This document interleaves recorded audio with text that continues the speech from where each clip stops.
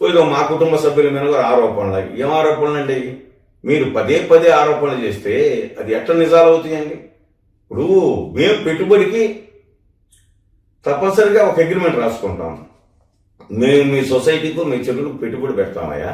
ఆ పెట్టుబడి మీకు పంట వచ్చిన తర్వాత మీరు కేజీ లెక్కనింతని మాకు ఇవ్వాలి అనేది ఒకటి ఉందండి, రూల్ ఉంది. అది మీరు దయచేసి స్పెషలిస్టులను కూడా అడగండి. పెట్టుబడి పెట్టేటటువంటి వ్యక్తికి ఆ విధంగా చేపలు వేయటం అనేది కూడా ఒక చిన్న అగ్రిమెంట్ ఉంటుంది.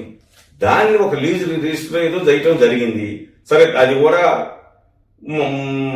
పూర్తి స్థాయిలో అది పక్కకు పోవడం జరిగింది. దాన్ని పదే పదే పదే పదే మేమేదో మార్టిగేజ్ చేసుకొని మేమేదో లోన్లు తీసుకున్నట్టు మీరు ఎందుకంటే ఆరోపణలు? అయ్యా, మేము ఓడి తీసుకున్నటువంటి మాట వాస్తవం. ఇది ఇప్పుడు కాదు, 15 సంవత్సరాల నుంచి ఉంది కెనరా బ్యాంకులో.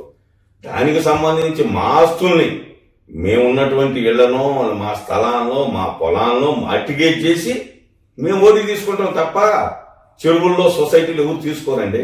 మీరు పదే పదే దాన్ని వక్రీకరించి బురద జల్లడానికి ప్రయత్నం చేయకండి. దీనికి సంబంధించినటువంటి వివరణ ఇది. ఇప్పుడు నేను ప్రశ్నించినటువంటి ఈ 5 ప్రశ్నలకి మీరు సమాధానం చెప్పినట్టయితే గౌరవప్రదం ఉంటుంది. మీరు వీటికి మాత్రం సమాధానం చెప్పరు. మీ మీద వచ్చినటువంటి ఆరోపణలకి దయచేసి మీరు సమాధానం చెప్పరు. ఇప్పుడు అడుగుతున్నా కదా, ఆ కన్వెన్షన్ సెంటర్ కి సంబంధించినటువంటి హై టెన్షన్ వైర్లకు సంబంధించి మరి ఏంటి, దాన్ని ఏం చేయాలో మీరు ఆలోచన చేయండి. అదొకటి. రెండోది, ఇప్పుడు 4 లక్షల రూపాయలు కొనుగోలు చేసినటువంటి భూమిని, అంటే ఆ వెంచర్ని ఇప్పుడు ఏం చేయాలా? ఎవరు రిజిస్ట్రేషన్ చేయాలి? వాళ్ళకి ఆ అమాయకులు ఎటుబడి అయిపోవాలా? దీనికి స్పష్టంగా సమాధానం చెప్పండి. మూడోది, ఇప్పుడు నేను అడుగుతున్నాను, గౌతమ బుద్ధ ప్రాజెక్టుకు సంబంధించి ఆ దళిత సోదరుణ్ణి మీరు మోసపూరితంగా బయటికి పంపించారా లేదా కొంచారా చెప్పించండి. ఇంకొకటండి, ఇప్పుడు కూడా నేను అడుగుతున్నా, నీ పరామర్శల పరంపర కొనసాగుతూ ఉంది.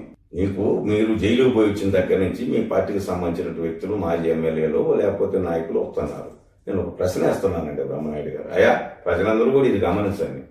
మీతో పాటు మన పార్లమెంట్కి పోటీ చేసినటువంటి అనిల్ కుమార్ యాదవ్ గారు, ఒక బీసీ నాయకుడు, బీసీ సోదరుడు అనిల్ కుమార్ యాదవ్ గారు మిమ్మల్ని మరి దీని గురించి ఎక్కడన్నా మాట్లాడారా, పరామర్శించారా?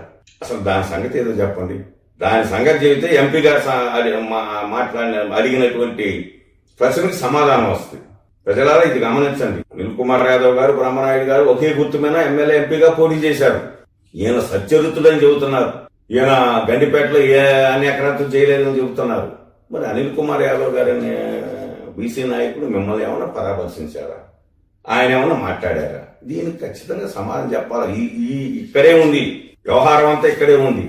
ఎంపీ గారు అడిగిన ప్రశ్నకి, ఇప్పుడు నేను అడిగే ప్రశ్నకి దయచేసి సమాధానం కూడా ఇక్కడే వస్తుంది. ఈ విధంగా వ్యక్తిగత ఆరోపణలు పోతా ఉంటే అనేక రకాల ఉన్నాయండి. మీరు చేసినటువంటి అనేక ప్రాంతాలు ఎంతమంది అండి ఆ పబ్లిక్ గా గర్భూర్ నరేంద్ర అనే వ్యక్తిని నీ గ్రామంలో చెప్పు తీసుకొని కొట్టబోయింది, అది ప్రజలందరికీ తెలుసు. దాని మీద అతను 14 రోజులు జైల్లో ఉంది. దానికి సమాధానం చెప్పు, అది నిరూపిస్తానని చెప్పు. ఈ విధంగా బ్రహ్మనాయుడు గారు మసిపూసి మారేడు గారు చేయాలని, గుడ్డగాల్చిన ఎత్తిన చేయాలని మాత్రం దయచేసి నువ్వు చేయొద్దు.